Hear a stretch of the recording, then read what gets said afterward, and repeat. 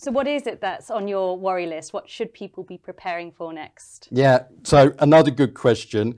And again, it's kind of this more risk agnostic view, but also looking at the complexity of the systems that we face.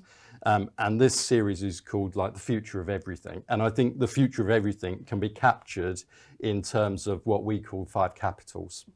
So we've got human capital. So that's the skills, the knowledge, the people that you have in your organization. Is that sufficient for the future?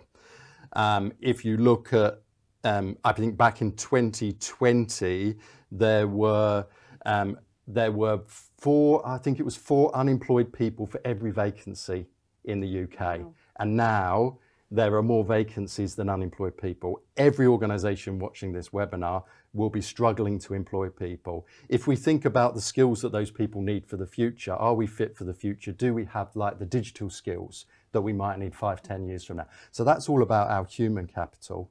So that worries me, that we haven't got the skills and knowledge that we need for the future. Our built capital is about our infrastructure, our IT systems, our transport systems, our telecommunications networks, our energy networks, and all of that. That built capital also, when you look at the interdependencies that built into that, which we're starting to realize now, like 38% of Europe's gas comes from Russia. Who knew that we were that dependent on Russian gas before this crisis? And Ukrainian wheat. Yeah, exactly. If you look at the Ever Given that got stuck in the Suez Canal, that within a week held up £60 billion of trade in just a week, showing how interdependent all of our goods and services networks are. Our IT system, cybercrime's gone up 31% just in the last 12 months, cyber attacks on businesses. I miss social capital. So social capital, World Economic Forum talks about social cohesion erosion as being the 4th biggest risk to the earth, to all societies.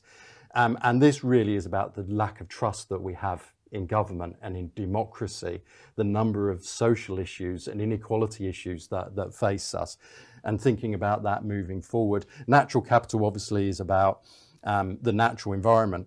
And we've set this target now of 1.5 degrees, but even that is going to lead to massive displacement, massive amount of future floods, droughts, impacts of climate change, and of course the financial capital, the volatility that we see all the time, massive inflation, massive increasing living standard costs at the moment, cost of living.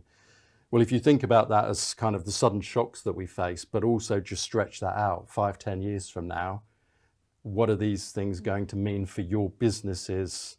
And are you fit? Have you actually considered what those trends are going to have in terms of the impact on all organizations?